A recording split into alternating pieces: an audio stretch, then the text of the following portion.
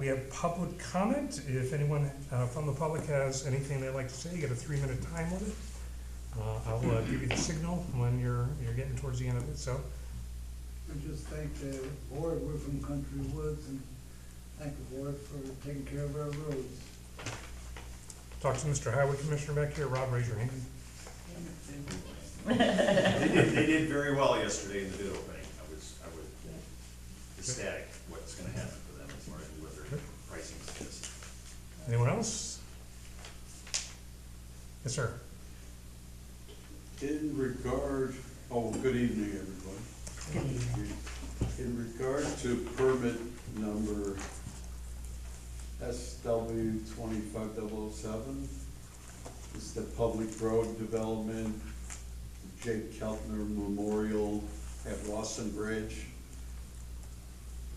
On the permit, it shows Nunda Township as owners of the right-of-way. And that was created in 1982 when the new bridge was built by McDott. According to McDott, the county already owns that property. So if the county owns this property, and McDott is correct, our previous road commissioner went and they falsified documents between the county and the township, making the township owners on the permit, and the funds, long story short, the county should concur all the funds, not the taxpayers, because they're the owners of that property.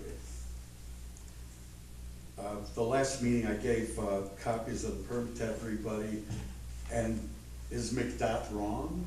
I've talked to Varga there a couple of times, and he said, no, this was, he either told me it was dedicated or deeded. I don't believe it was deeded back in 1982. It was dedicated back to McHenry County, but McHenry County is the owner of that right-of-way. They used, on the permit, they used a PIN number for one of McHenry County's parcels that's contiguous with that, and they're still saying that Nunda is the owners.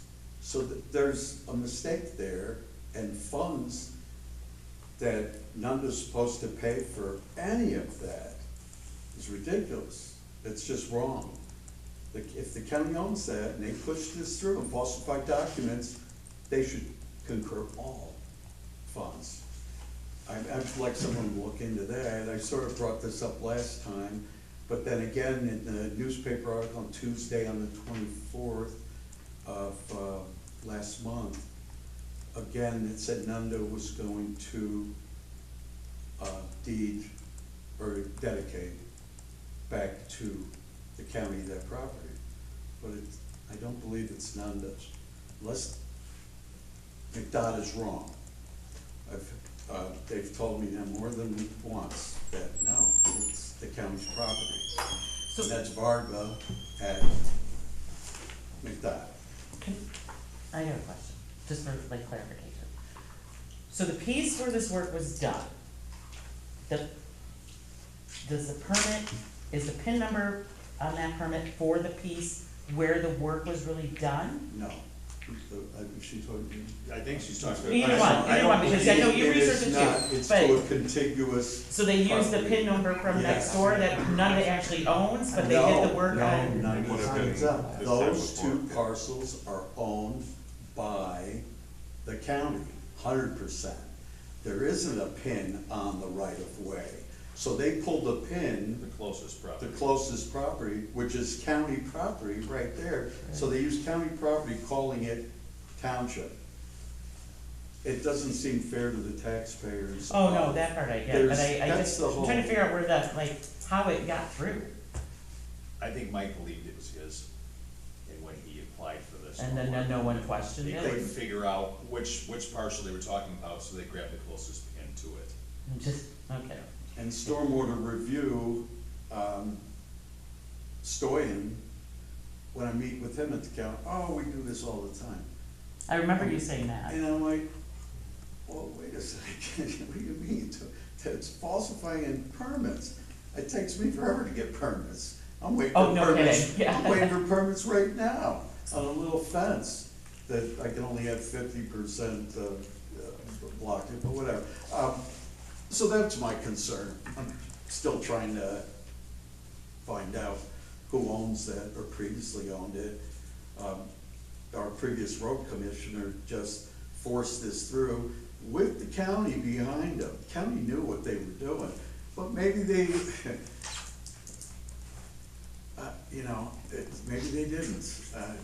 Rob, I don't know if you wanna add any background to that, I know that you're more intimate with that whole situation. Or should we bring it back to like old business? Well, it's. I mean, we're gonna discuss it either way, it just depends on I where. mean, from the perspective of the township is separate from the road district, so the application was put through is from the road district. Right. So, Brandy, I don't know if you have any. Well, like, I'm like, has anyone tried to just do a track search on this pin, like to see? Well, if it's right away, it probably doesn't have a. Was it always right away? So that's part of the issue. But why would right-of-ways have a pin? Or we're saying it just never did, they just pulled one The contiguous? original bridge was built, I believe, in 1908, the single lane Right. Rawson Bridge, Okay. when you could see through down to the river. Okay, So I believe the Cary Wakanda Road approach was there since, I think there was a TP on it when they first. well, it was spelled Rosen too. I'm not Yeah, sure when they yeah, changed I it. saw that, it from- was spelled wrong. Yeah. And I imagine if Ernest Varga has, researched it, that's probably correct, because he does track searches himself. oh, he does, okay. Yeah, I don't know. It's a complex situation amongst other complex situations that were created by our previous road commissioner. And I think in all cases, we're trying to find the most legally effective way to resolve them. And economical, What's that? and economical, And economical. yeah. So, And real quick, I was gonna contact the law department and bypass this, and I'm like, I'm not doing that. That's gonna cost you guys $1,000 an hour probably or something, to tell them the same thing. So I'm trying not to go that route. I own contiguous properties on each side of this. Give him credit, he did beautiful work there, can't do it much nicer and spend more money, but it's like illegal. yeah, Road commissioners can't do parking lots and stuff. He forced this in, Adam let him force it in the last few days of his office, and he didn't make me an offer on the property, but he wanted to buy my property also. I met Mike there a few times, and sell me this property, I wanna buy it, sell me this. It's not for sale. Yeah. And then boom, he comes in the last few days of office, and I'll fix you, we're gonna do that. But it's beautiful, I don't mind the memorial, it really turned out gorgeous. yeah. But I don't believe any of us should pay for it. I think the county should, there's a lot of funds owed, there's dollars owed, and let them pay for it. Have you talked to anything at the county? I spoke to Tattleman, to have him approach, Peter Austin and Mike Bueller about it, to see if they find resolve with us to take Keltner Park back to the county, but To the county level. as Jim says here, it's always been the county's, it was never Nunda's. And did they mention maybe reimbursing us for anything? No, the conversation was real short. Yeah, I bet. Other than we'll get back to you. Yeah, okay, all right. Peter Austin has access to close to $250 million. Yeah, I mean, I know they've got it. He's got, Yeah. he can make things They happen. have our $8,800 bench up there now, so. Yeah, It can happen, they can pay for it. well, fingers, that would be nice. It's a beautiful bench. I didn't know they made them for that much money. Mike's involved, shifting too. We'll leave that as a to be continued. Yeah, that's what I Um, think, okay. Any other public comment? Sir, you walked in late? Nothing? Any public Thanks. comment? What do you want? What is your end result? What would you like to see? All right, I'm gonna go ahead and close public comment. You would give them to the other. Again. Oh, yeah. I know. Hey, order. Gentlemen, I have a meeting up here. Item number 5, approval of minutes of the previous meeting. I need a motion to approve the minutes from the Township Board meeting, June 12th, 2025. I'll motion. I'll second. Joe, Bob does a second. Any comments, questions? Seeing none, you don't need a roll call. All those in favor, say aye. Aye. Any opposed? Motion passes. Okay, next on the agenda, we have 6A, B, and C, and these are interviews for the Cemetery Board of Directors. And we've got 2 of the 3 applicants here. The third one was not able to make it, Cindy White.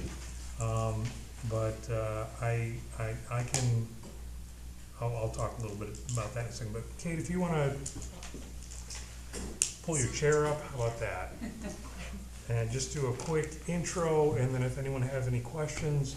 So just to, before you get going, to give a little bit of background, I think everyone on the board knows that we have cemeteries, we have 4 of them. We're supposed to have a cemetery board of directors, and we don't. They all resigned, I think, over the past, or the 6 months before I took office. The last one standing was Diane Raycraft, thank you. And she was brand new, and I think just, She kinda got abandoned. yeah, she got abandoned. So, she resigned, and so right now we don't have a board of directors. I've been, keeping the cemetery, we'll call it operations, above water, meaning if someone calls and says they have a family member that needs to be buried, I'm working with the cemetery services provider to make sure that that takes place, out of respect for the owners of the plot, who are usually the deceased and or their families. But from a long-term perspective, in order to make sure that we regenerate the continuity of that organization, we need to appoint some new board members. I've given my 2 cents to all 3 of the applicants as to the direction that I think the cemetery board needs to go. Ultimately, once they're appointed, they'll have the right to make those decisions. My direction to them has been hire a professional cemetery management company and work through it that way. Wait, to do what? Hire a professional cemetery management company. Like for training? No, for operations. What I've found in my short tenure is the biggest challenge that we've had with cemetery operations has been marking of the graves, and we have a number of instances where, and I think some of it might be current history, some of it might be history dating back to the 1800s in records management, what have you, but we have people buried in places where either A, they're not supposed to be buried, or B, they're buried and we don't have accurate records. I don't think we'll ever get to 100% accurate, because again, I think the oldest cemetery goes back to 1839. But I think if we have a cemetery services company, A, from an experience, from the folks that either own a plot or want to buy a plot, we need to make it as efficient as possible. And then when those plots need to be occupied, for lack of a better term, we have a smooth process for that. So that's kind of the thought process there. So Kate, if you want to step forward, since you were the first one to stick your hand up. Thank you. Introduce yourself, and then any questions from the trustees will kind of go around the horn. Great. Catherine Williams, commonly known as Kate, live over in Springbrook for the last 32 years. My interest in the cemetery, here in Nunda has been really fourfold. One, it's an asset of the township, and it should be properly managed and properly taken care of. Second, as a chaplain in the Episcopal Church, it's important to remember that this is a heritage for the township and a long, long heritage for the families. Right now, I don't think anyone, and it, again, as an asset, I hate to be cold, but there are some plots that are available to be sold, and that would bring some degree of revenue, not huge, but a degree of revenue. But I think trying to get the accuracy of the cemeteries, also to be able to get them a little better maintained would be another thing. There's a lot of interesting history out there that could be, again, not a revenue generator, but for respect of the people that are there, the families that have chosen to purchase plots for the future.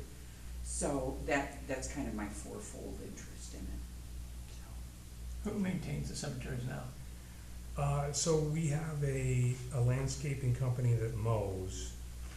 They do a good job, but we have some broader issues with trees, bushes, what have you.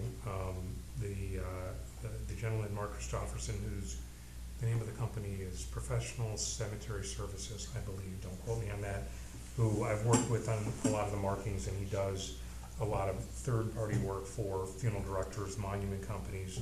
You know, he suggested in some cases, we were at Prairie Grove, and there are these overgrown bushes that his suggestion was probably the best move is just take them out, because you want it to look nice, but if you have too much vegetation, then it becomes a cost. We have a revenue stream that comes via a property tax levy on an annual basis, but it's not a large amount. I think that, I'm giving you a long answer. My opinion and my direction, and I want to make it clear that my opinion and my direction to the new cemetery board will be just that. I don't intend to have control over that, or my connection is going to be my limited experience. Here's what I think, and you guys go ahead and do what you need to do, and then I'm the treasurer for the cemetery board. So, but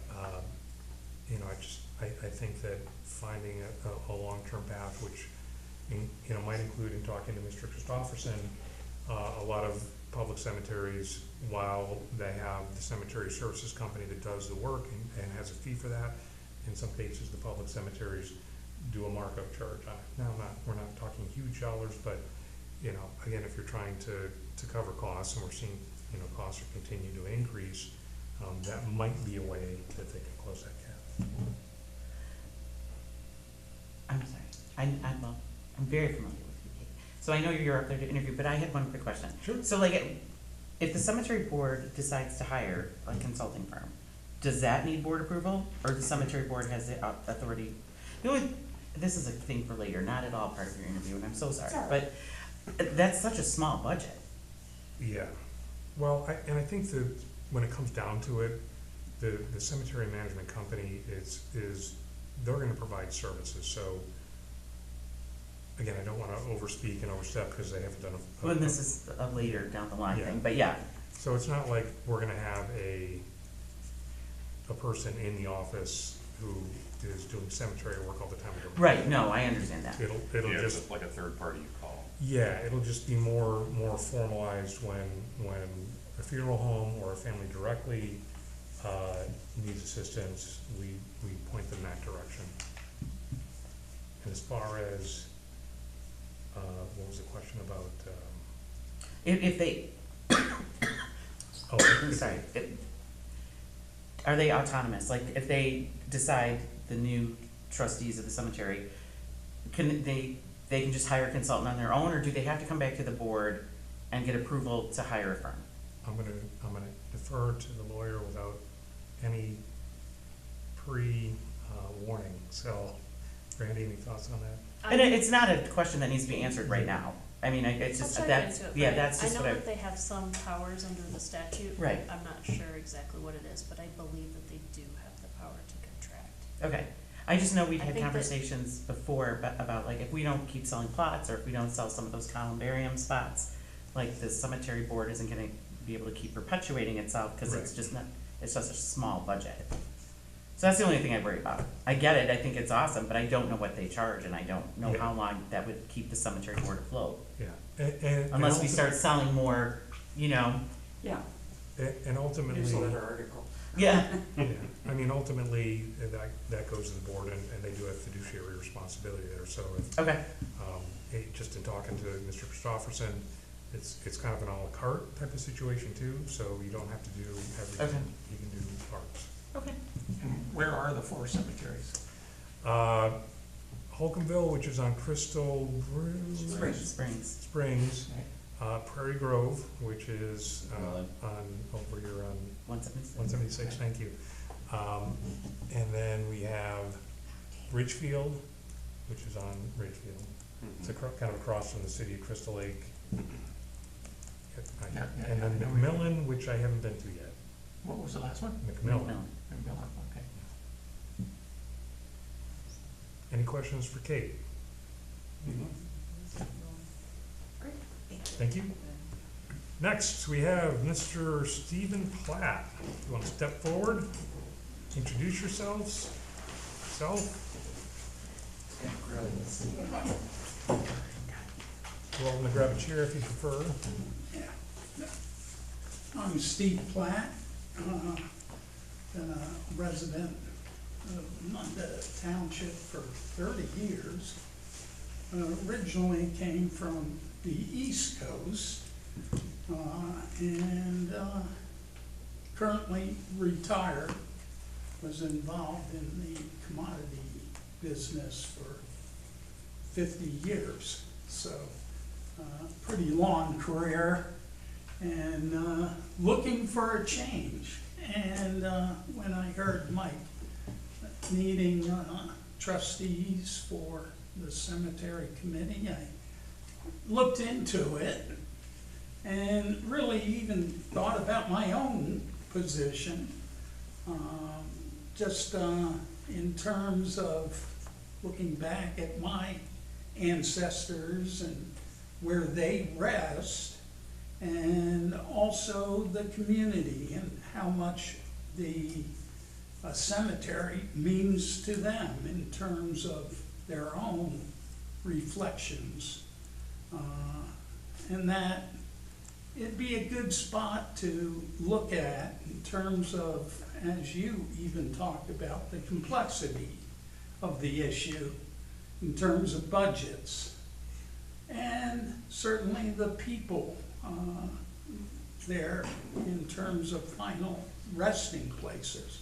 All very important to our community, I think, in terms of maintaining those positions.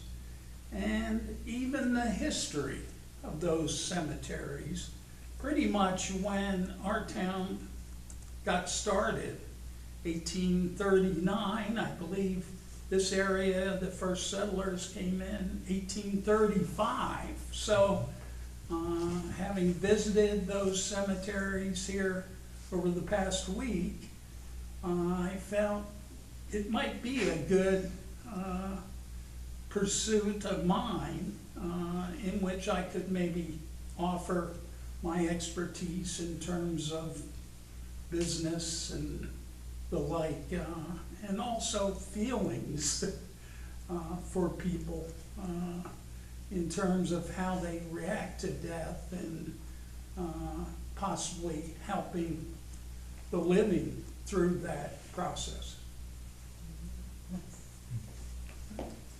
Any questions? No, thanks for that. No problem. Thank you. Thank you. And the third applicant, Cindy White, could not be here tonight. She had a previous engagement. And just, both Rob and I know Cindy going back 12 years. She was on the cemetery board before, and stepped away because she didn't feel like the board was given enough autonomy to make their own decisions. So again, going back to my statements before, is that I'm gonna offer them my point of view based on my short experience, but ultimately, let them kind of take the reins and move forward as I can. We'll have access to resources from the perspective of the township officials. I leaned on them for this resolution, and we have a lot of records that will need to be metered through as we go forward. As a matter of fact, Mr. Parrish found a box of plats. I think we talked about this at the last meeting, buried in a closet, so we still need to assess those and figure out what's what, so. Okay. All right, so moving on to, Well, are we appointing anyone? well, that's gonna be in the, it's gonna be in 7B. Gotcha. Just didn't think Barnum, sorry. How many positions are there, Mike? 3. 3. Okay, so this would be easy. Yeah. Yeah. I don't expect much debate, but I'm not limiting anyone. The 7A, number 1 first, which is resolution 07-10-25-01, which is a transfer of appropriations for legal services. So we have a discussion about that. I need a motion and a second. I'll make the motion. Sorry. Oh, everyone jumped at once. Yeah, no, it doesn't I heard matter. Karen first and I heard Bob second, so, okay. So this is, a line item transfer within the township fund. The reason that we're having to do this is we have a legal bill that was approved previously in, I believe, March of '24. But the previous supervisor decided not to pay it, for their own reasons. When I came on board May 19th, we need to deal with it. It was a legally, all the charges were legally incurred. For a little bit of background, there were 3 trustees at the time who felt that they needed a external attorney than the township attorney that we had in place, just because of their perceptions of conflicts of interest. The attorney that they hired, which was Sirkowski, did work for them. There's billing, and I think I included all the original billing and showing the accumulation of interest and fees over time. So we're at the point that bill is just over $20,000. Our total legal line item limit for this year is $20,000. So the choice is either we reappropriate the funding and pay the bill, or we pay the bill without doing the appropriation, but then we can't afford any legal services for the rest of the year, which runs through March of 2026, which I don't think would be a prudent decision. So that's kind of my short explanation as to where those funds are coming from. I have on the, let's see, I have 2 of them, and I didn't put the names of the funds, I put the numbers. I know, I was gonna request that for future. Yeah, that's a good request, Karen. Okay, thanks, because yeah. Okay, so we're taking for, make sure I have the right one, yeah. For legal services, we're taking $7,500 from 13601, which is the administration supervisor staff salary. So we have $52,000 allotted for that. We don't have a staff, and I don't anticipate having any regular staff or full-time staff going forward. We may end up in a situation possibly where we have a shared staff member between the assessor road district and the supervisor's office, but that's a ways down the road, so we're not gonna need that full $52,000. The second bucket is coming from is 100-220-990, which, I'm sorry, that's an error. It should be 900. Contingencies? Which is contingency. So we're gonna move 5,000 from contingency, and then do we need an amendment to correct that on the document?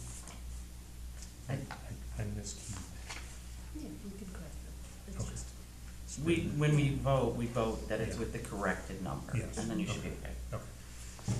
And then the third one was 901, which is moving from capital improvements. And I chose those just based on available dollars, taking a look at where spending has occurred in past years, and, making sure that we're not putting any other line items in jeopardy of being at risk. So, just so you guys know, with these individual line items, if we go over by 10%, you have to do a line item transfer. And really the bottom line stays the same, but if it's over on a line item by 10%, we have to transfer funds between. We learned that late to the game.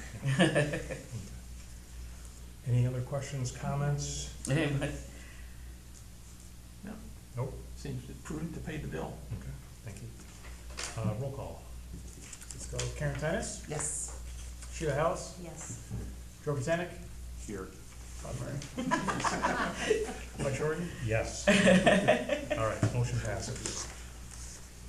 Next item on the agenda is 7A2, which is resolution 071025-02, transfer of appropriations for accounting services. I need a motion and a second. Motion. Second. Mr. Botanic and Mr. Murray is second. Okay, so this one is a little bit different.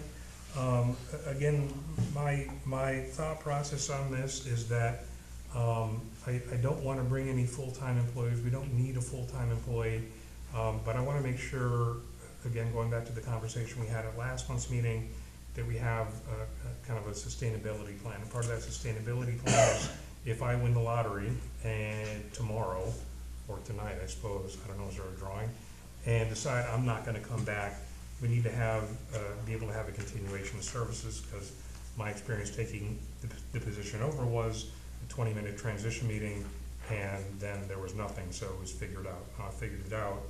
But with the accounting services, I found that while I've taught myself QuickBooks and the functionality that we need for the township, they're able to do it faster.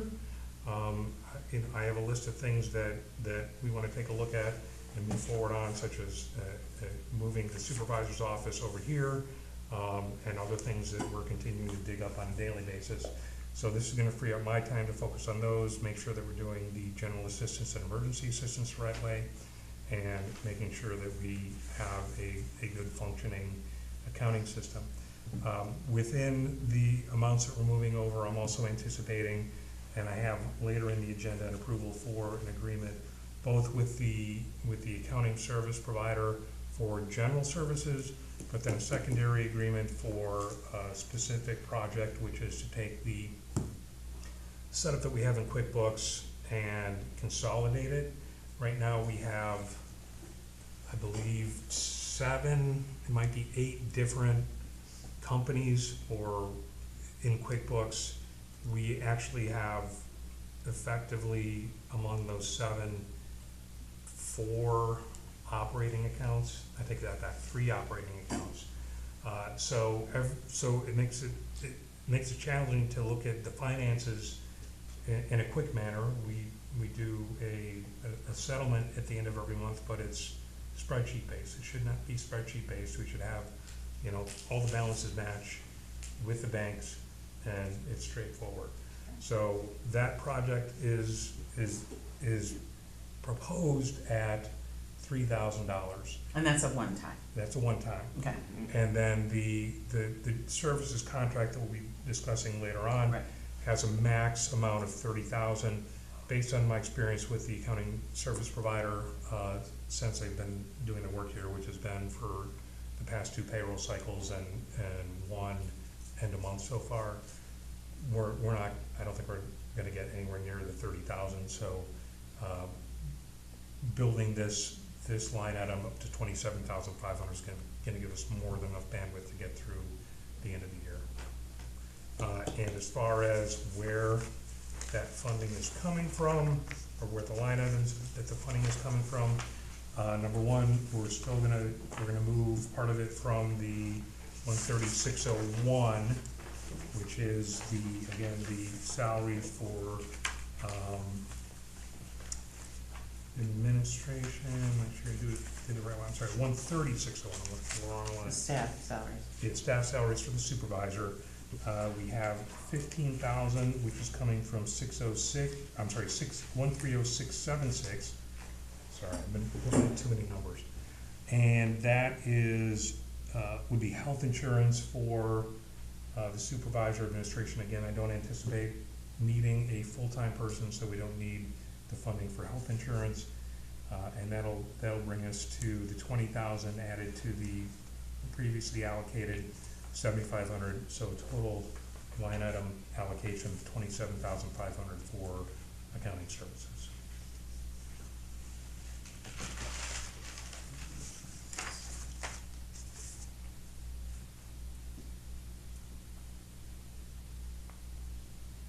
Any questions, comments?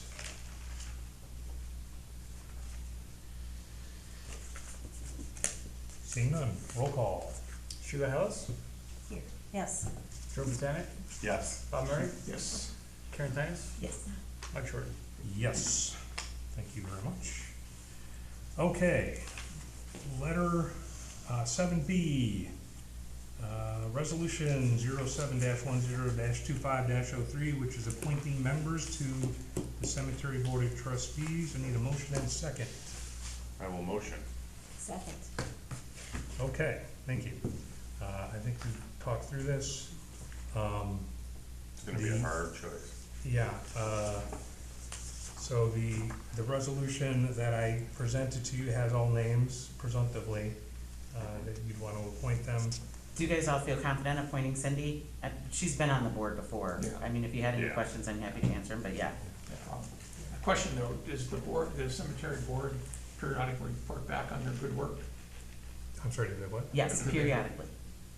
Yeah, Whenever they want to, or whenever they feel they need, or? Well, how I is guess it decided? would depend on each new board, but like, when Bill Bolts was on the board, he would come to the monthly meetings and do like, kind of like at the end of our meeting, when we can give a report and the supervisor does, the cemetery, a representative from the cemetery board would do the same. And it doesn't have to be the same person as far as I'm aware, so they could coordinate between each other and split it up. Mm-hmm. the board of 3 members, they'll elect, I think it's a president. So, if the president wants to come in and make the report, great. Treasurer, clerk, whoever, it's on the treasurer. And they're kind of part of the budget workshop that we do like once a year too. Okay. And we all meet together to line item Yeah, that. it'd just be interesting to keep track of Yeah. improvements.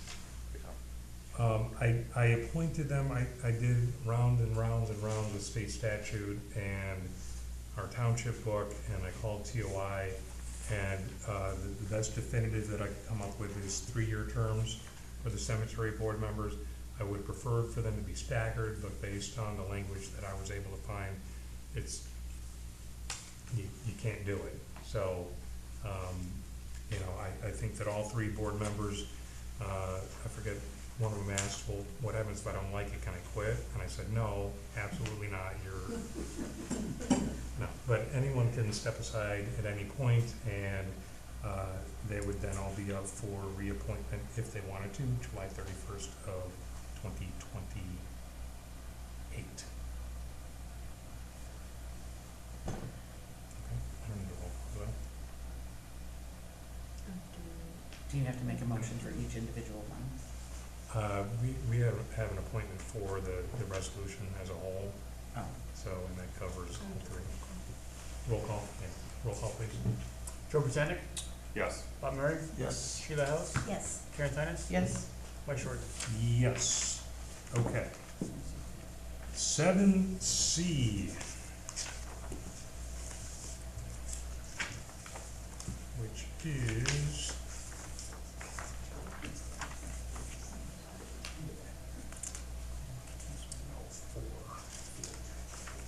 I got a copy of that.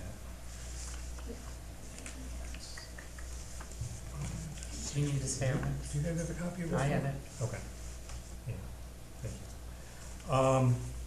So, we had a discussion at, last month's meeting, and then also, we went into executive session.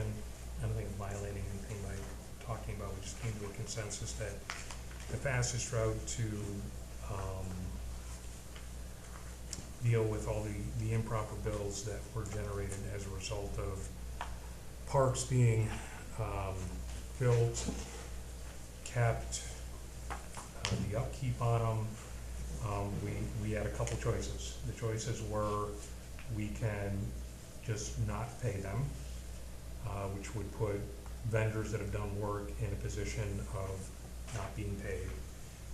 We have some of the charges that were expended were charged to a credit card, which means those vendors have already been paid, but now we're accumulating fees and interest from the credit card companies. Our challenge is that out of a normal course, we can't just approve them. So the attorneys came up with this resolution that's before you that gives authorization to enter into agreements with the two direct vendors, settlement agreements. So correct me if I'm wrong, but the way this will work is if you grant this approval tonight, we'll send them a letter saying we would like to settle for you for the amount that is listed here, which is the original billing amount. We haven't added any interest to those bills, nor have we received any communication that they've applied any. And then as far as the credit card goes, again, this would give authorization to pay the outstanding credit card bills related, again, to those improper charges. I will make a note here that, and if someone wants to make a motion and a second to strike section 1, which is the payment to Fisher Brothers. As I was reviewing that with the road commissioner staff this afternoon, they said that was not part of any illegal activity, and we actually authorized payment on that last month, so we don't want to pay them again. So if I got a motion, a second to amend.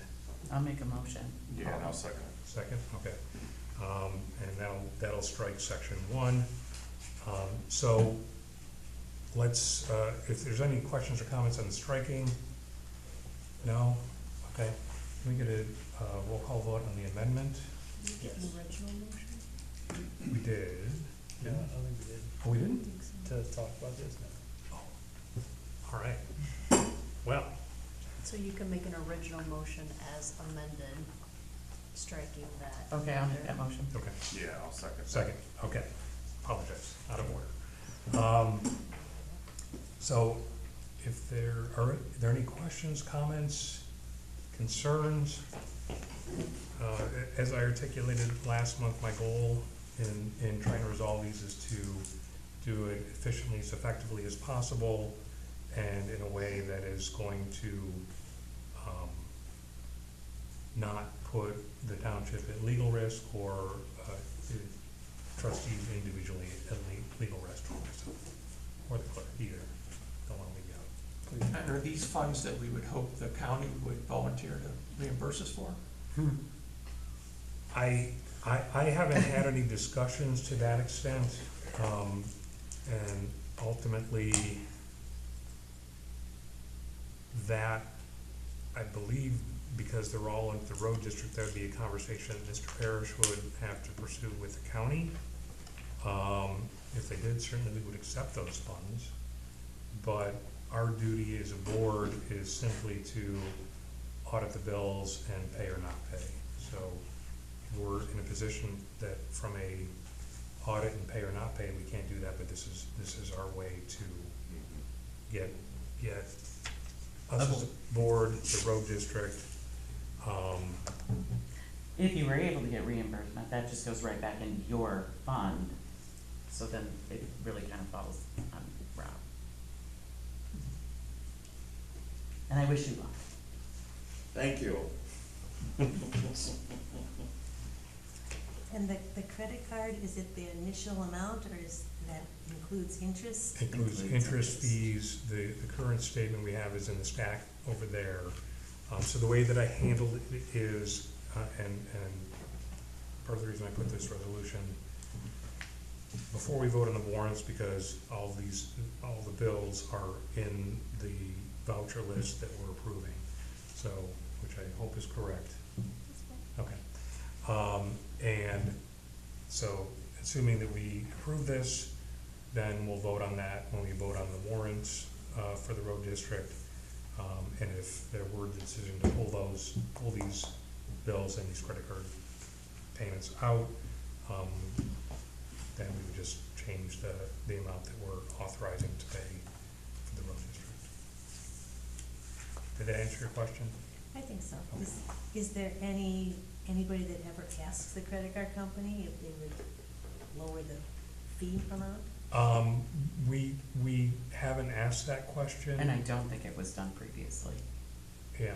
to the best of my knowledge, no. We're at the point that we're at phone calls and emails. We can certainly delay it. The risk is that, Well, I don't need to delay it, but I'm just trying to think, if it was my own home, I would yeah, make a phone call, and most companies yeah. will lower. If we wanna authorize the full funding amount, we can do the due diligence before we send payment. And then if they do decide to waive any or part of the accumulated interest or fees, then we can write a check for a smaller amount without coming back next month. Yeah, it would be the amounts, up to the amounts in the resolution. I'd be fine with that.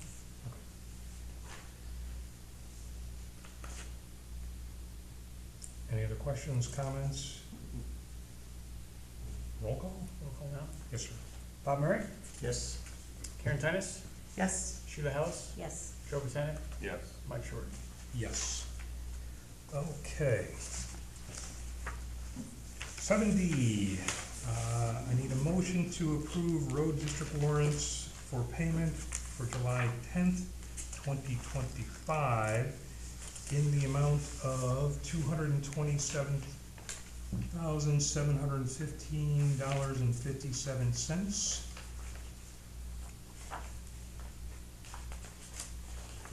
Need a motion. I'll move to do that. I will second that. Thank you. I will make one note that the amount here that's on the warrant is accurate. The original board packet that I posted last night had the previously mentioned Fisher's Concrete bill, which we pulled out, and there were two Nicor bills that I'll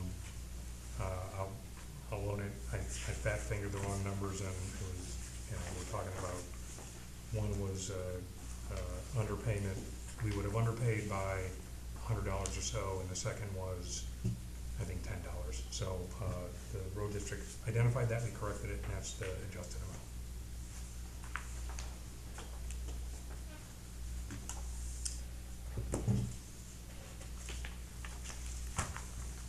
Any questions, comments? Seeing none, you can have a roll call. Karen Titus, Yes. Joe Botanic, Yes. Bob Murray, Yes. Sheila House, Yes. Mike Short. Yes. 7E, need a motion to approve township warrants for approval for payment July 10th, 2025. I will motion. I'll second. I don't have any long story to tell you about this one. Thank you. Wait, what are you on? Warrants, Township warrants? township warrants, yeah. Yeah, E. Okay, so the motion, we're open for discussion? Yep. Okay, so I have discussion. Sure. So just some clarification. Mhm. So you're saying, you have to refresh my memory, and I know we talked about this a little bit earlier. So the original attorney bill was approved by the board in March 2024, and it just never was paid, correct? The supervisor has a statutory responsibility to pay all bills within 20 days. The previous supervisor chose not to. Right. But it was approved. Did you went back and checked that, right? I can pull up minutes, but I don't remember. Yeah. But you were on board. It was approved, right? It was approved I don't think you were at that meeting. in March? You were gone that, one of the meetings when we discussed it, you were gone. I was gone at the special meeting December 28th. Right, but it was a 3-1 vote, and you needed 3 out of 5. Five. And you, but not being here didn't matter either way, Right. so. Okay, so I'm going to vote no. Okay. Well, no, I'm not, because I can't, because I didn't pull it out. I should have pulled it out and before, like, and made, do the township bills minus the attorney bill, and then we would have, We can amend. no, it doesn't matter, because it was approved anyway. My only issue with the bill is I did not wanna pay anything that was prior to December 28th, What was it, December 28th? when we appointed the attorney's office. So there was bills incurred before the attorney was appointed. So that is why I would have had an original vote of no, Yeah. and why I still would, but it doesn't matter, because it was approved in March of 2024. So that's just what, because I was not at the last meeting when you guys went into executive session for some of this stuff, so that was originally why it was a no. That was it. Okay. So, just for future too, which I don't know if you have to make a resolution for this or not, but like, I would think if we have questions that we think we want attorneys' consideration on, I think we should each approach Mike and have him be our sole contact with the attorney. So that not all four of us are maybe contacting an attorney with some of the duplicate questions or incurring a bill twice, you know what I'm saying? So no matter what kind of litigation is or what kind of questions, I think we always need to run it through our supervisor. Yeah, run it through And is that what happened with the charge in question? No. So, but one point of contact is always better. Yeah. And then I don't know if you guys have done your open meetings things act yet, but like Mike can send us all an email together, but never reply all, because that would violate our open meetings act. So you can send to numerous, but you can't reply, right? Isn't that correct? You can't have contemporaneous communication. So, yes, that's correct. Okay. Because once you start replying. So, but it just you're kind of, it also creates a paper conducting trail and public it creates, business, not- you know, then it's just, you know, and then Mike can get an answer and get it all back to us. So everyone's in the loop. It's on- easier that way. Yeah, yeah. And then there's a paper trail and there's a thing. Yeah, and I. So that was it. That's and I- just my only discussion.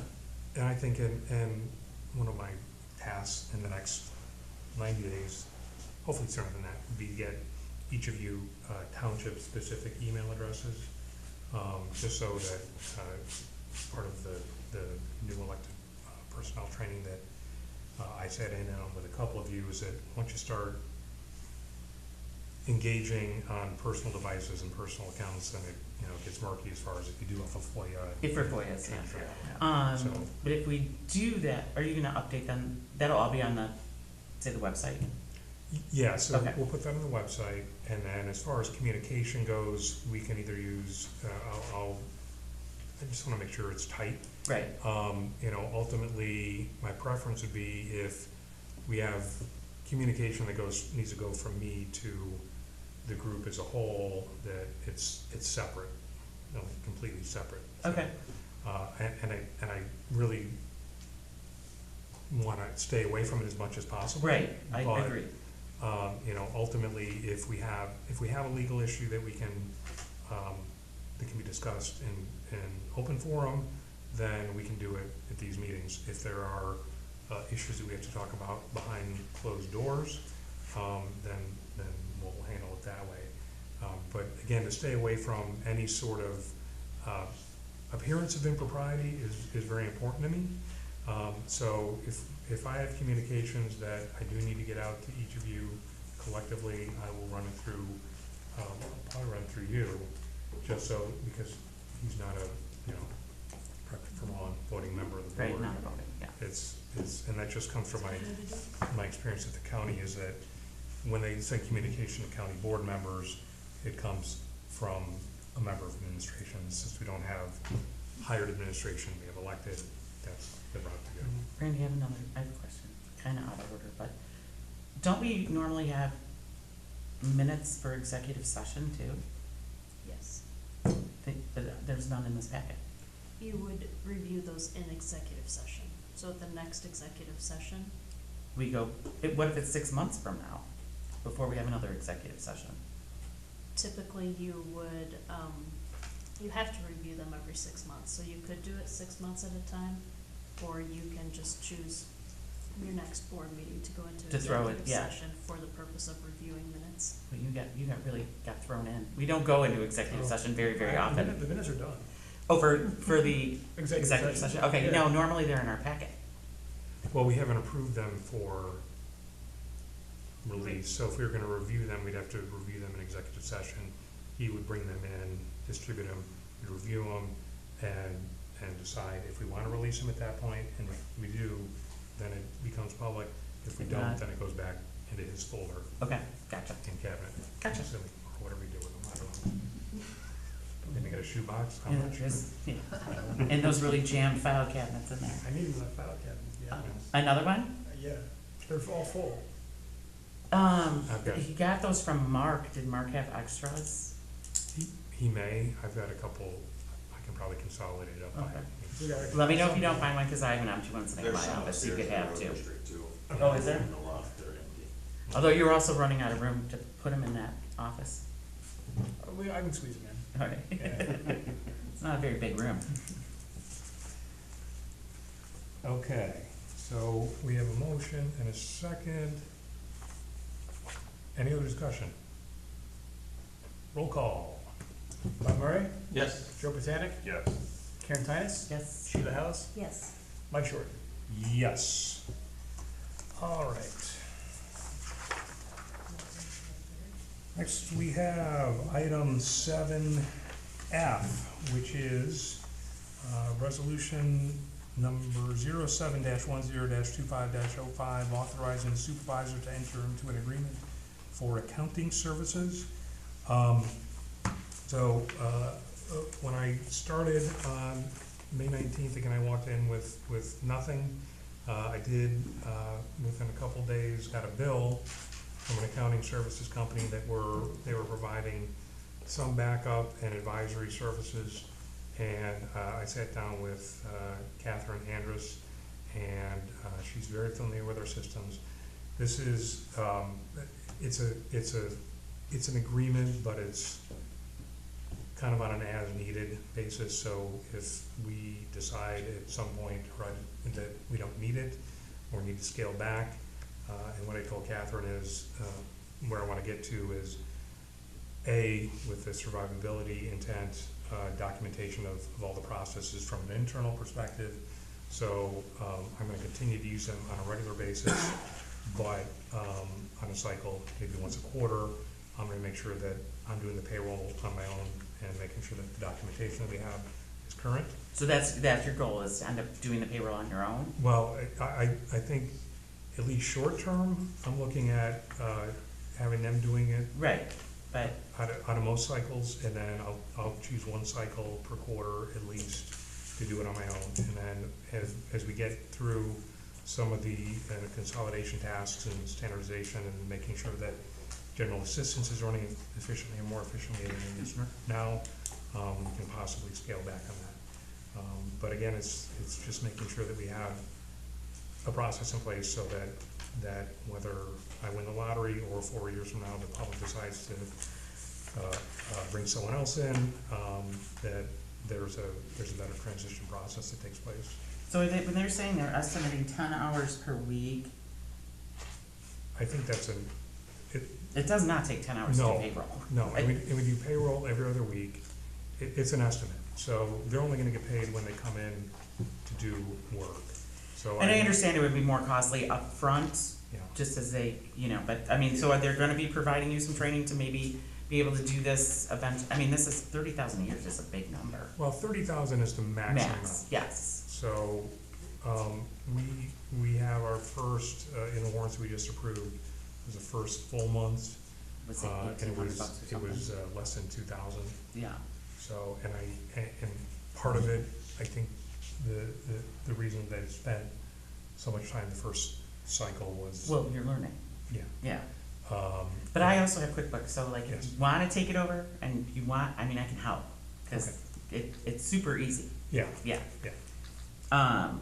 So I'm just hoping I get it, like, in this transition period and stuff too, and especially the consolidating the companies, Mhm. I get that too, but I hope we can eventually wean that out. Yeah. I don't know that I'll ever. Or at least just do quarterlies, you know Yeah. what I'm saying? Yeah, wean it out entirely And that's because. probably the way to do it, quarterly. Quarterly, yeah. Once you get organized, then should be smooth sailing. The way that I look at it is the same way that I look at legal services. You know, we have Zerkowski as our attorney of record. Brandy, sorry, I don't exclude you. But Brandy, over time, we're gonna, you know, pare back and hopefully not have to deal with some of the more challenging issues that we Right. have. And then we won't necessarily need you at every single meeting. I won't necessarily need to call you as much, which I know will be a disappointment, although I haven't been calling that much, to be fair. So, yeah, it's just kind of let's stabilize, let's move forward, and then we'll, you know, make sure that, I wanna be as cost effective as possible, but also make sure that we're, you know, efficient and effective as possible, so. And this can be terminated at will or no? Yeah, I will, and if you wanna, I don't think I have that in the resolution, but if you wanna add that as a condition I for mean, I'm not signing the reading that there, contract. it's gonna be any kind of penalty if you do so. Okay, but again, also, like, I mean, if you have questions, that's the accounting Yeah. stuff I use, so I'm happy to answer anything. Sure. Thank you. Any other questions, comments, concerns? Roll call. Karen Titus, Yes. Sheila Hallis, Yes. Yes. Bob Murray, Yes. Joe Botanic, Yes. Mike Short. Yes. 7G is the last item for approval, resolution 07-10-25-06, authorizing the supervisor to enter into an agreement, an agreement. Did we have to do a motion in seconds to go on? I had to finish reading. I know, but you did it last time. Was it You didn't do it last time. for the last one? No. Why don't you tell me? All right, we have to go back a step. 7F, I need a motion to Am I right? approve. You did, I don't think you did it last time on that. You voted I didn't without- pay attention. We voted without a motion? Yeah. Okay. All right. So I'll make a motion Okay. Thank you. to approve that bill. I'll second. Or resolution, yeah. Now can I have a roll? Okay, roll call again. Karen Titus? Yes. Sheila Hallis? Yes. Joe Botanic? Yes. Bob Murray? Yes again. Mike Short. Yes, thank you. So item G, resolution 06-10-25-06, authorizing supervisor to enter into an agreement for QuickBooks file consolidation. I have a motion and a second. I will motion. I'll second. All right, There we go. good? Nice. Thank you. Teamwork makes a dream work. So again, I'm bringing this forward from a practicality standpoint with the line item for accounting services being $27,500 and understanding the workload that's actually gonna be required from the accounting services. We're probably well within means to shoehorn it in, but since I'm having to come in to do extra work, I wanted to put it before you. I think I kind of explained it before. When I first met with Catherine at GAPS, I said, okay, one of the first things I noticed is the fact that we have too many different companies set up in QuickBooks. And the reconciliation, from what I found, is being done manually from an Excel spreadsheet, which doesn't make sense. So I asked her if there'd been, with her being familiar with it, I said, does it make sense to do what I think we should do? And she said, yeah. And I think she'd actually put forth a proposal prior, a couple of years ago, I want to say 2023, that I don't even think came to the board. Again, this is maximum $3,000 to do all the work that they need to do. There were two options: either wait until beginning of the next fiscal year, or get it done now, early enough into the fiscal year that it's not gonna have a major effect on operations and reporting. So that's why I'm bringing that forward here. So any questions, concerns? Yeah, so how does this differ, Mike, from the 7-10-25-02 that we voted on earlier? 02 was transferring the appropriations to the line item. Okay. This is actually Paying it. to enter into the agreement Yeah, with the GATS to agreement, do the work. Okay, got it, thank you. So, and then once they do the work, the bill would come forth in the monthly warrants.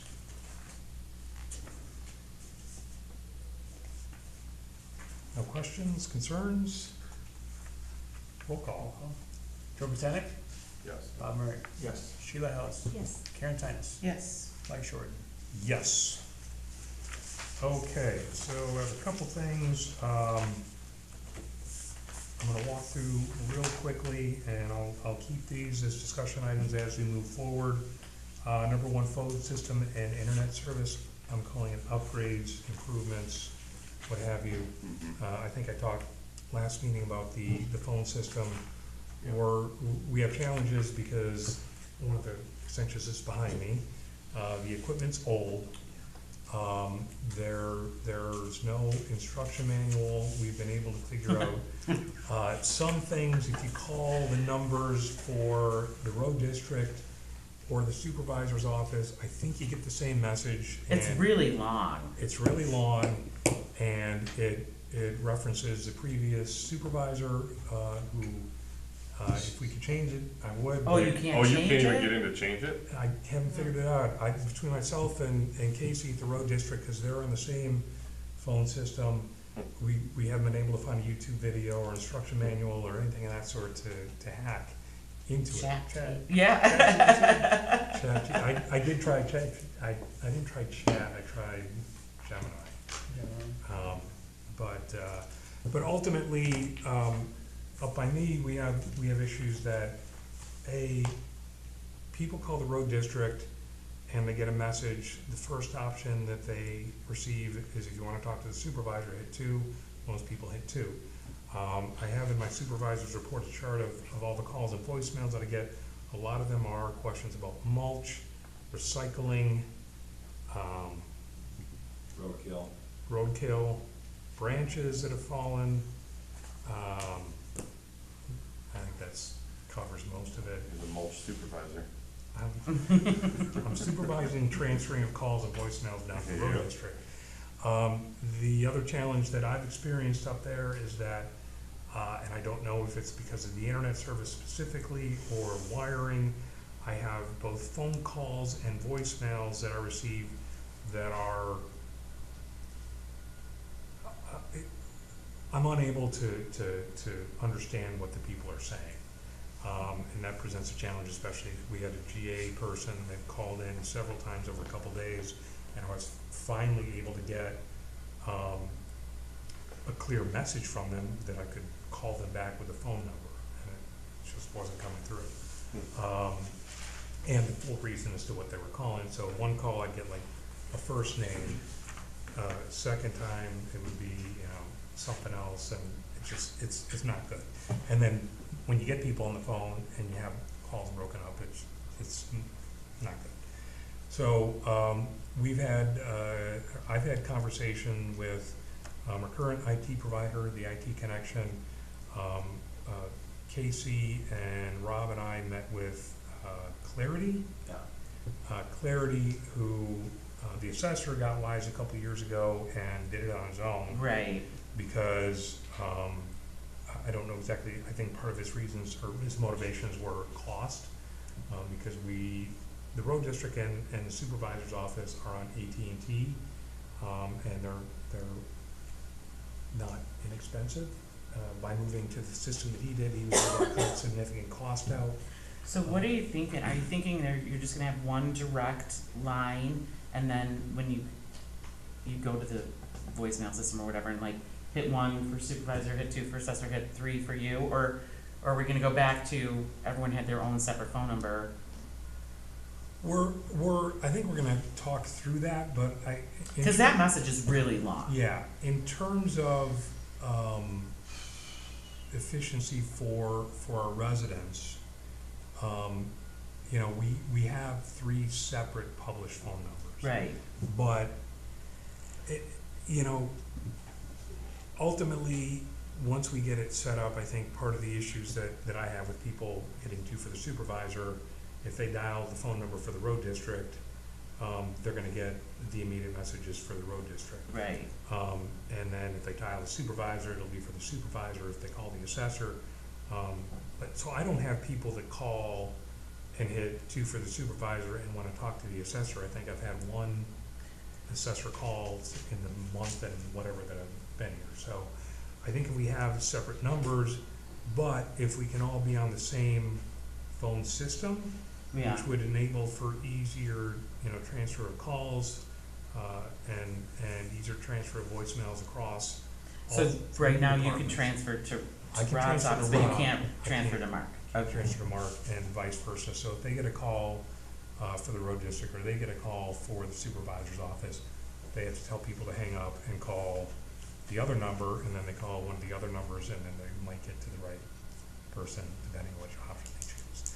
So, you know, with, like I said, the IT connection, Clarity, and Comcast, and we're asking for written proposals from all of them based on the number of lines that we have, that we need, and the cost of A, equipment, and B, the service on an ongoing basis. So we'll be metering through that and coming with a plan to improve that as quickly as possible, because right now, I know on half of my challenges up there, I know down here, there are issues with calls going right to voicemail, and then I think talked to Casey today, and he had voicemails that he had dealt with yesterday that all of a sudden reappeared. So, you know, we wanna make it as effective and efficient for the residents, and also, you know, from an internal cost perspective, spend less time dealing with issues that are created by an ancient phone system. So that, and then internet service upgrades, again, the same thing. We all have AT&T UVerse, which, the bandwidth is okay. And we're having conversations with Comcast about potentially bringing a line in either fiber or coax, provided the cost is not gonna be much higher than, what we pay currently. One of the, tech providers we talked to about the phone service also suggested the possibility that we could bring in like a 5G hotspot and do some sort of antenna program that would blast a signal around. I don't know how that works, but we'll take a look at the cost of that too. So no action on that, just an update. Going to old business, the Anita Sherwood Park, which I think I talked about at the last meeting, but just to high level, we have a park that you go on the other side of the tracks. I think it's about 40 acres. Might be more than that. It's a lot, but most of it's wet. Yeah. Yeah. It was donated to the park or to the township. It was originally part of a development, part of the, I think it's, I'm guessing county, was that you had to have a park, and when that changed, they said, we'll give it to you, township, and we took it. And over the years, it's gone through different iterations of, I guess it was soccer fields and football fields at one time. Now it's largely overgrown, not terribly unpleasant. We have residents that are doing some of the maintenance on their own. The road district came through and remowed one of the paths that had completely overgrown. But we do have some drainage challenges there that I don't know if they need to be addressed further. I know you've taken a look at it. I don't know if you want to add any background or not. I would hope that you guys would give it to the Land Conservancy or something and get rid of it. Well, wasn't that the problem we were finding, is that no one wanted it? Nobody wanted it. Yeah, like, the residents took care of this for so long that it wasn't even on our radar. So the problem is that it was never budgeted for. Yeah. Like, and it's a lot. We have, Yeah, almost 40 acres, that's a yeah. lot of money to pay, yeah. So we have $5,000 in the budget now. We haven't spent any of it. I don't have any ideas on how to spend it. My friend Pete Tusis, who visits me a couple times a week, who backs up to the field, Right. has his own ideas. I suggested to him that I could get some goats, the screaming ones, put them out there. Get the fainting ones. He thought that was funny, but probably not beneficial. So what I want to do either before next month's meeting, or we can schedule a non-business meeting and have all of us go out to the park, and Mr. Tusis has agreed to give us a walkthrough. He's very familiar with all the drainage challenges are. Because I think that whatever we the path we go on, there's some work that's gonna need to be done to it. As I looked at, we drove through and, some of the drainage, I guess culverts or openings are right off the paths that if they grow over, someone could potentially step into and injure themselves. Plus you got a beaver problem out there. There's a beaver issue, challenge that we have to figure out. I don't know, I haven't even looked down the road of what the solutions are. I like And what you then, got going on now. Pete just puts his waders on and goes out there and pulls it out of culverts. let's not throw Pete under the bus. I'm not saying he is, I'm just saying he goes and does it. Yeah, he's a great solution, Yeah. Yeah, I give him a road district t-shirt, let him go. but at different points that's been neglected. Yes. It's gotten very wet back there to the point that the water's come up into some of the neighbors that adjoin it, into their backyards. We don't wanna have that happen, so. I know you mowed once, are you taking it over right now, the mowing, or No. just, no? Okay. They mowed a path, Oh, just a pass, yeah. So and Pete's still doing that then? Pete and a couple of neighbors are handling the up front area. Pete is mowing part of the path into the back, which, he's willing to do. Again, from a risk standpoint, if we have people going in and doing whatever they want, if, Right, also, Yeah. some liability. yeah, so. It's really a park for 5 houses. What's that? It's really a park for 5 houses. I mean, it's not a destination for people. It could be, if we wanted to Sure. do something with it. I mean, it's a nice. But then we'd have to have a budget for it, you know, Yeah. I mean, we keep running into this. Right. But we Pete have just showed up at insurance one on meeting it? and wanted Well, everything The done. insurance? We have insurance on it, it's covered. Obviously, something happened, it's gonna affect insurance rates. But, you know, we, again, with the same thing with the, you know, what we're gonna do with the land, where the supervisor's office is on, there's 18 different paths, or 1,000, whatever number, pick a number of what we could do. We could let it go back to being an overgrown field, we could continue to have paths in it, we can look at, you know, restoring part of it to soccer fields and what have you. He suggested pickleball, I don't know that I wanna go down that path, but, so again, I think the next step is to have all of us go out there, take a look around, see what's going on, get an idea, and then figure out the path we wanna go on. Again, I don't think it's a simple fix, but it's been neglected for a while, and we need to, you know, make a decision as to, from a policy standpoint, how we're gonna manage it going forward. I will note that, and I forgot to look up the gentleman's name, but, as you're looking at the park, the homeowner to the, would be the east, the sign had, been knocked down, so he took the sign and sanded it down and repainted it. It looks really nice, so when you drive by, take a look. I'll try to remember his name and bring that Oh, that's to the nice. next meeting. He did some really good work, so I make sure that we recognize that. And item 9B, office consolidation, I haven't really had any movement on that. I did mention to the road district highway commissioner and the assessor, Mr. Dzemski, that I'd like to start meeting after August 1st and talk about, you know, a path forward that's more definitive. Like what Well, office consolidation? What's that? What, office space, or? So take the supervisor's office and move it back to this building is what we're looking at. And then what would we do upstairs? That would be a That's part of the longer discussion. range Okay. discussion. So, again, I've talked to the folks at the garden, you know, again, it's not anything that we're gonna come in and plow anything under. This is gonna be a very deliberate and open conversation before we take any action. I mean, the relocation of the supervisor's office down here, that can be, I think, a simpler process. It's just a matter of working with the assessor and make sure that we all come to an agreement on both current space allotments and long-term, so that if we expect any growth in either of those two areas, that we're at least outfitted short-term to make sure that we all fit either up here and or down here.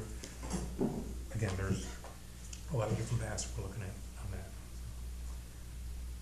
That is all I have. I don't have any, I have a written report. I'll make it quick, I promise. Training and personal development, so I attended it on June 27th. I went to the TOI training session in Rockford. It was a day-long event. Covered a lot of things, FOIA, Open Meetings Act. We had a hour-and-a-half presentation from a lawyer who read a lot of things. It was hypnotizing, is maybe the appropriate word. And then the afternoon, we had a discussion, or a training session on general assistance, emergency assistance, which, again, as I try to make sure that we're running that program efficiently, effectively, and legally. It provided some good background. I did go out to Nunda Township last week and met with Mary Hess, who's the township supervisor, and she has a director of general assistance, Casey Bakachin, I'm probably saying that wrong. And DeKalb Township, has two things that interested me. They're in DeKalb, which is close to NIU, which was where a lot of public administration degrees and masters come out of, so they have a source of accuracy and truth when it comes to the legal operations. They also handle general assistance and emergency assistance for pretty much the entire county of DeKalb. So they handle a large number of townships, and they've developed over the past 4 years since Mary took office standards, forms, and policies that I don't think we have well articulated here. So it was very helpful. They shared both their policies that they use and forms. So I'm working on making sure that all that is integrated to the process that I'm using when I receive general assistance or emergency assistance inquiries. And so with that, I have a couple of policy updates, and the way that state statutes and the general assistance handbook, which governs part of how we do things, is to come forward and communicate as to what the policies are. And I'm developing those into written policies so that anyone that comes to apply, this is what we do, this is what we don't do, here are the limits, and here are the requirements. So, What was the limit for, you're saying extending the payout limit for emergency assistance to 500? Yeah. What, was there a limit before? The limit before was 250. Oh, okay. But that dollar amount is, you're supposed to keep the minimum limit consistent with, I believe, TANF. And their limit is or minimum is 439.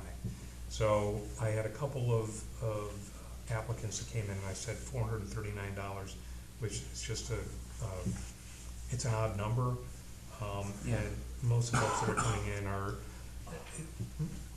applying for emergency assistance, and that's gonna be rental assistance in an emergency situation, or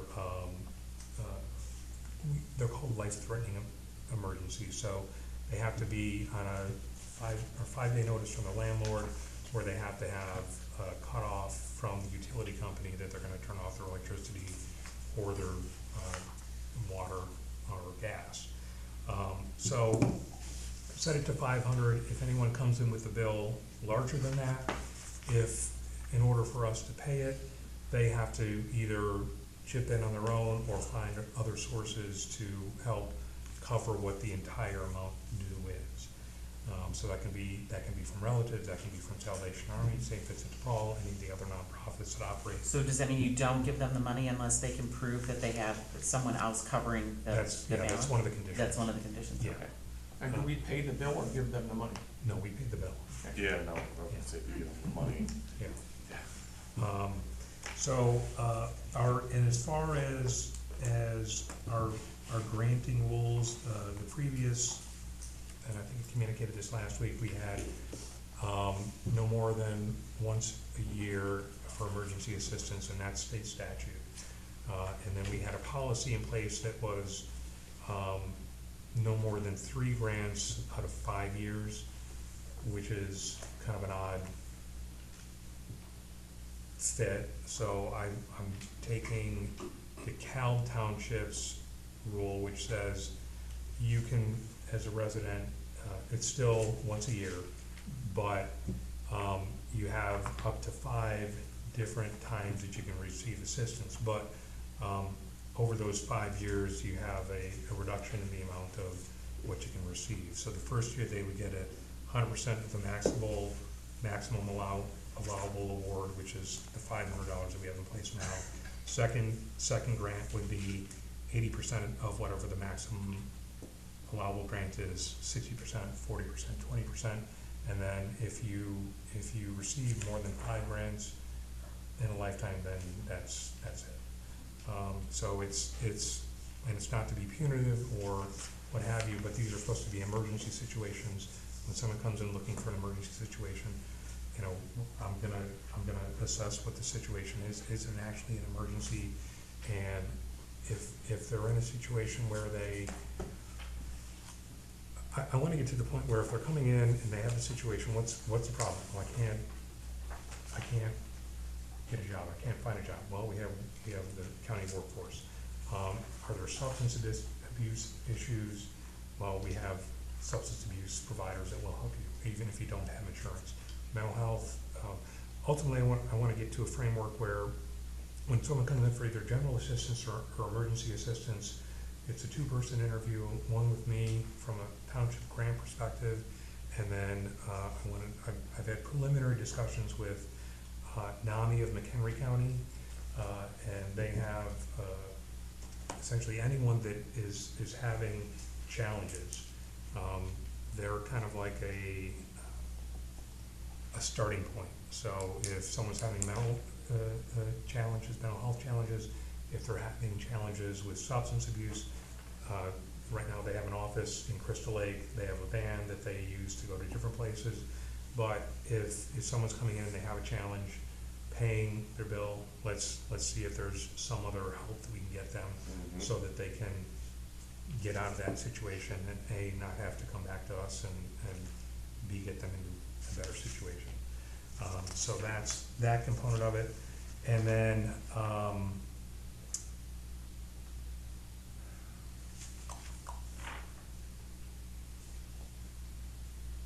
yeah, I think I covered all that. On the back of the report, I included supervisor's hours. I'm averaging anywhere between 50 to 56 hours a week.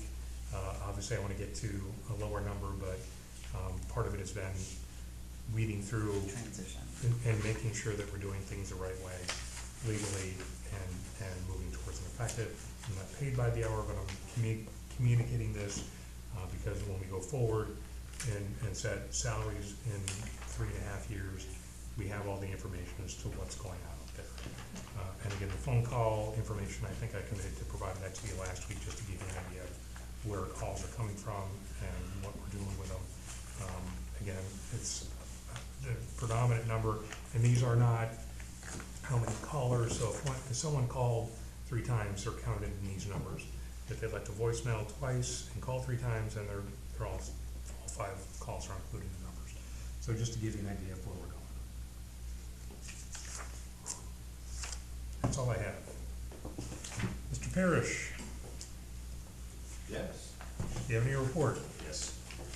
We sent out letters to residents in Lakemore, those 4 roads, Nancy, Barbara, Christine, the rest of Columbus, Amanda, that we would be having a small in-house road paving program because the project was too small to go out to competitive bid geographically right there. So we sent out letters with full descriptions of what we were gonna do from beginning to end and gave them all the deadlines. And we were intended to go out there. And then Gary, the paving foreman, said, I have a new grandchild, I need to leave, which kind of messed up all the plan we had going. And I said, don't worry about it, we got it. So Gary went to Tennessee, I ended up running the paver with one of the guys. We got all 4.5 roads paved, it turned out beautiful. We finished up there, the boys are back on mowing and everything else they need to be doing that's been neglected, trees and everything else. Currently, Geske is in paving Villa Vaupel and Holiday Hills. That program in there, the North Water Reclamation District, Northern Moraine Reclamation District put new sanitary sewers in and destroyed all those roads in there. And I think we talked about this last time, is I said I couldn't accept that, they need to rip those roads out and put them back at least to 4 inches of binder, so we finally came to an agreement through value engineering and some unit cost pricing changes, and we were able to get new roads put into these, both of the subdivisions for the same cost, no additional cost to Nunda, to put roads in there, gonna be 20-year roads. Next year, Nunda will go in and just grind a couple joints here and there, and then we'll put the top surface course on. So we're getting a 20 to 25-year road rather than the bag of crap that they were gonna leave us, excuse my French.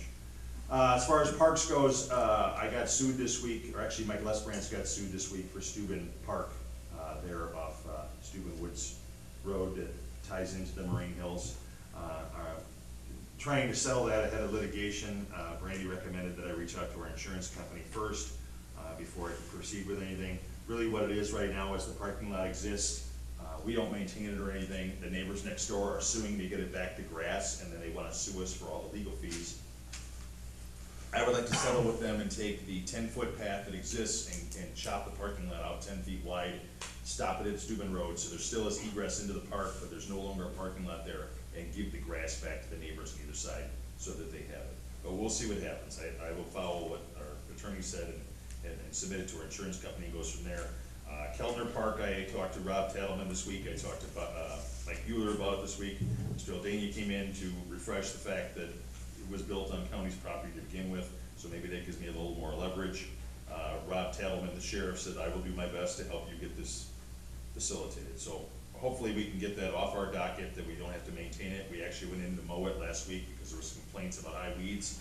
Unfortunately, when the weeds came up, they took the fabric up too that you put down for soil erosion. So it was a very tough mow, and it all got chewed up and stuck in the mowers, and we had to chop it all out. It was challenging, but it did get mowed. Wagner Road Park in Lakemore, I'm trying to give that to the village of Lakemore. They want to put a dog park in there and a small playground for the kids.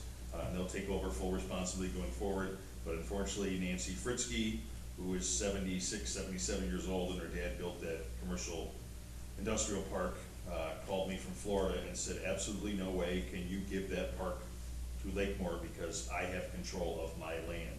Somehow in the contract, she says she has control where what use the land can be that she allows to purchase.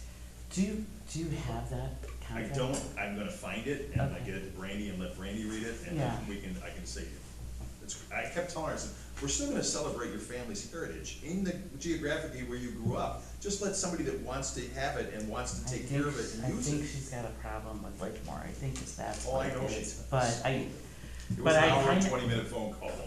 I don't remember ever reading the contract, but I think I was told it was a stipulation in the contract. So That they that's had what, to build a park, but she's saying that I cannot take it from Nunda and give it to the village of Lakemore. I mean, I said, think- you gave it to us.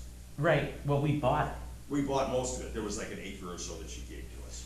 Oh, I really? explained to her, I said, it was unbuildable land. You weren't gonna ever sell it to anybody else. Right, so, but you haven't found that original contract? No, I'm looking for that. Okay. Sorry. So that's Steuben, Keltner, and Wagner Parks. I'm trying to find resolutions for those. If you've seen our dumpsters down here, I've enclosed the dumpsters for the recycling center now. And then we've also put bars inside all the dumpsters so that you can't put boxes in there.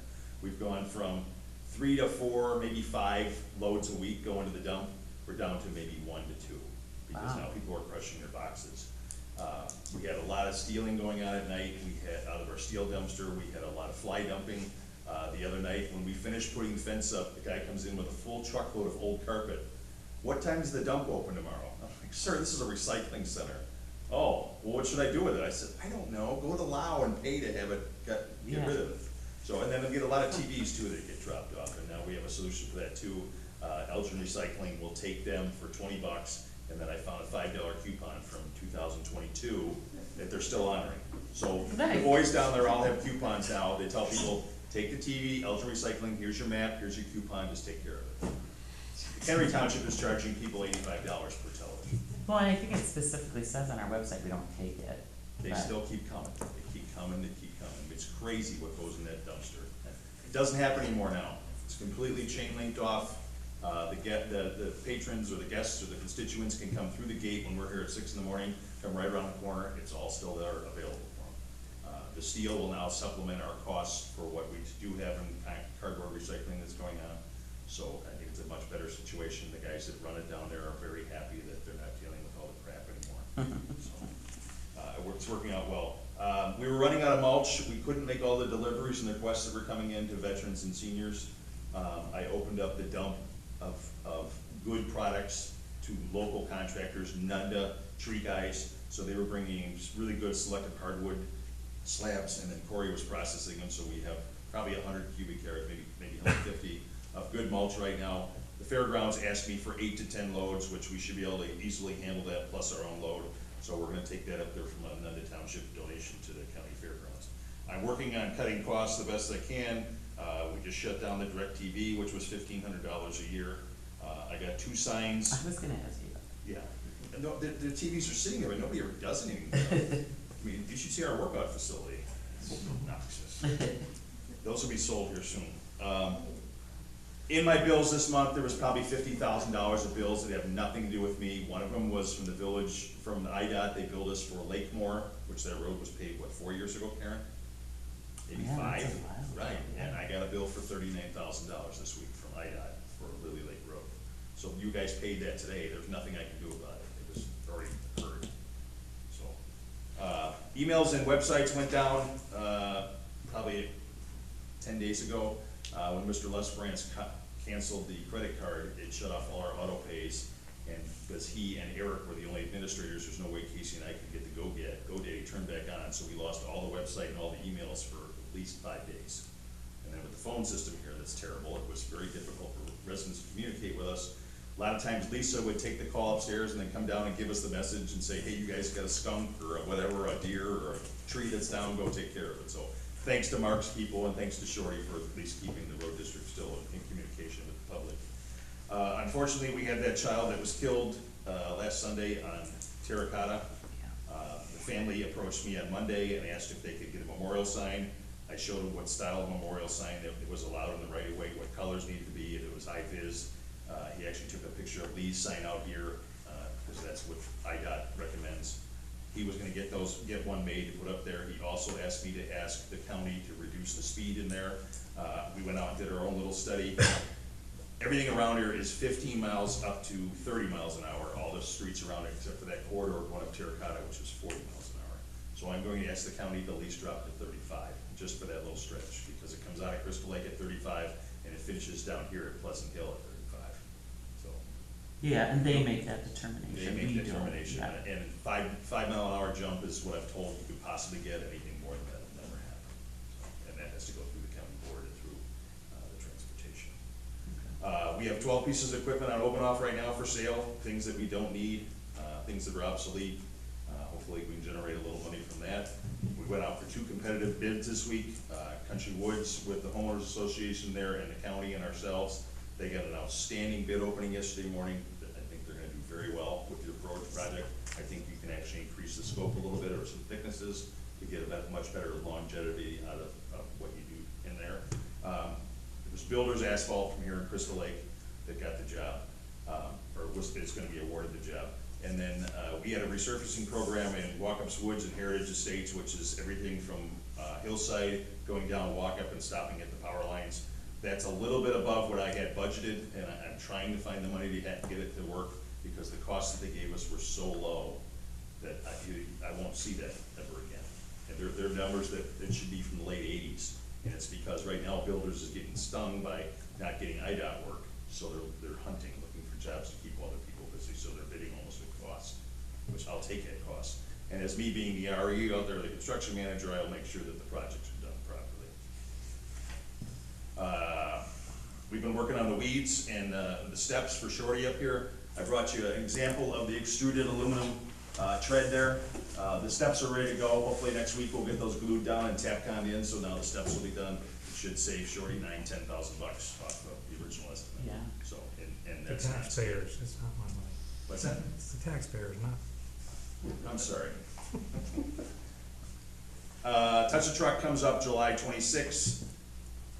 I've never really been a big fan of it, but Casey's like, you gotta do it. There's 500 families that come here and they wanna see all your stuff. Just, you gotta do it, you gotta do it. There's been requests in previous years, which is way too late to do this year, but there has been just that could the first hour or half hour be separate for kids that have sensory issues. That's just something to think about in the future. Like if they're autistic or loud noises or, you know, like no sirens going off, no, yeah, so that has been a request. Okay. There's other townships that do that. Yeah, so, and if they said, you know, We're 10 to 2, I can have Casey put something on the website. well, yeah, and 9 to 10 is, you know, yeah, you I you mean, give me the verbiage. I don't know if you could do it this year or not, I don't know if it's too Well, late, it's- but, yeah, we'll but get I a mean, notification out there, because I'm seeing. people it does say- go a long way with Right. the residents, like for families that are impacted by that, they're so appreciative of that. And even Right. if they don't use it, knowing that it was available. Right, yeah, and it's just, and I think it was brought up before, and then that probably was never conveyed, but, Right. yeah. The last time I looked, the website still has the 2023 dates for touch truck. I saw that too, and like I said, we've had some GoDaddy issues, and Casey and I addressed it today, and he's like, we should be good to go. So, in your industry, what we're doing this year, because I wanted to do something different, Mrs. Tynes is, Ozinga's gonna bring a concrete truck. Yeah, We're gonna run a separate baby concrete mixer and no way. make handprints in 8-inch pie plates. I bought the little baby gloves for the That's kids. so cute. Spray a little pan with our hands, stick it in there, and then we'll use the taxpayer shed over here, the Boy Scout shed, and we'll put barricades in there with boards, and we'll leave them in there, and then people can come back the next day to pull their And kids' stuff out. that's a cute So we idea. got some little baby jewels, and we got a little stamp that says NTRD 25. Oh, that's actually a really cute idea. So Who'd you deal with hopefully it we'll with do Ozinga over there? What's that? Who were you dealing with? Darren. Not perfect. I'll give him a little congratulations on that. He's He's a- donating that concrete, correct? He's donating the powder. We Okay. gotta mix 3 to 1, Okay. so. But that's all I got going on. It's entertaining what goes on there some days. Things that come through the door on the phone, like, what? There was the cat with his head stuck in the, We talked about that last day. We The did. cat with his head stuck in the peanut butter jar. Yeah. Yeah. I came across my notes, I'll keep it short. I shouldn't laugh. But, I said I shouldn't laugh. Couple notes, that I just came across. The office is gonna be closed tomorrow. This upcoming week is my wife's, family 60-year camping trip at Devil's Lake State Park. So I gotta go up with her tomorrow and set up camp. I'm gonna be back Monday, Tuesday, Wednesday of next week, and I'll be back up there Thursday, Friday. I'm gonna give Casey access to the office so he can check messages and transfer all of his voicemails down to his. And then, obviously, people can get a hold of me if they need to. I didn't account for, on the supervisor's report, the number of people that walk into the office. And I'll tell you, it's at most 1 to 2 a week at most, and I've had, like last week, nobody showed up, so, it's not gonna be a traffic issue. So again, closed tomorrow, and then closed Thursday and Friday next week. Anything from you? Do we see signatures? Yes, we need some signatures. We do, right? Yes. So that's that. This is. I think they just need to sign the you warrant. have trustee reports? Yeah, trustee. Oh, trustee reports, I'm sorry. Thank Well, don't we have to adjourn before we do that anyway? But He said, I wanna do it before we adjourn. oh, before you adjourn, no, I'll go first. I mean, I don't really have anything. I just wanted to say welcome to all of you guys, and I'm looking forward to working with you. And I wanted to welcome our new cemetery board members. Mike, do they need to get sworn in today? I think we'll probably handle that at the first board meeting, cause they'll all be here. Okay. Plus, we didn't really Yeah, put once together the they're- certificates for that, so. Okay. But no, other than that, welcome. I'm looking forward to working with you guys, so. Anyone else have anything? Karen, nice to meet you. Yeah, Yeah. thanks, you guys too. Okay. Can I make a motion to adjourn after signing that? Absolutely. Yes. Big asterisk. After signing. So we have a motion to adjourn after we sign. Longer, yeah.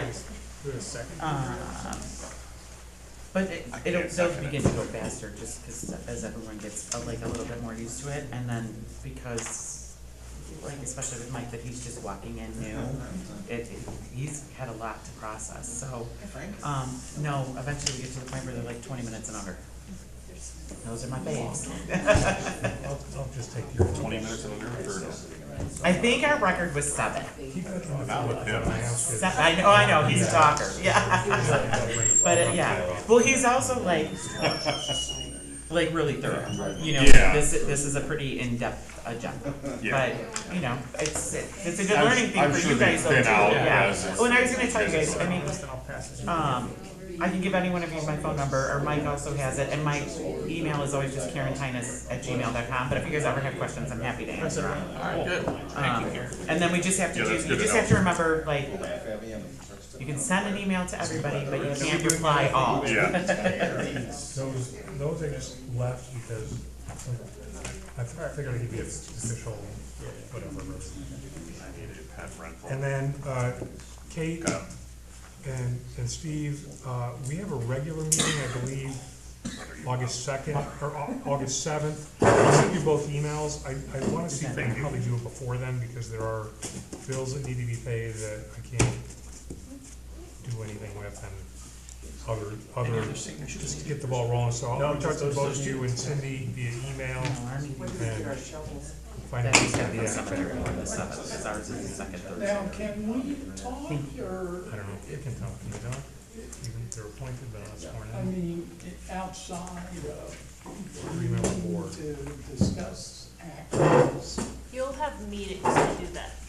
Okay, so. Mike, did can't you go get by any clock. information on the Probably should. Open Meetings Act? No, I didn't. You have to conduct Yeah, that your was- meeting in the. No, it's not enough time, I mean, I just saw you a couple hours ago, so Well, it's, People yeah. can attend. You know, Um, at some point, we need to. I think you've already done OMA and FOIA, but Actually, look for an email from you probably on that. visit That. the We got until, I think, That could be part of To 90 days, so April assess. 19th, but, But do I have to do it Is that again? gonna have to happen in That's the part I don't remember. set? See, it's the stuff that only Yeah, happens really got it every together. 4 years, I definitely don't remember. Yeah. Every week's, So- every Did month's you, better. do you? Together. I made, I didn't get sent to my house. all right, we're ready. No, I second it. Oh, you did? Okay, To adjourn. say adjourn. All in favor? Aye. Aye. Any opposed? Meeting adjourned. Do we redo the Open Meetings Act after every election? I thought I just did it once and that was it.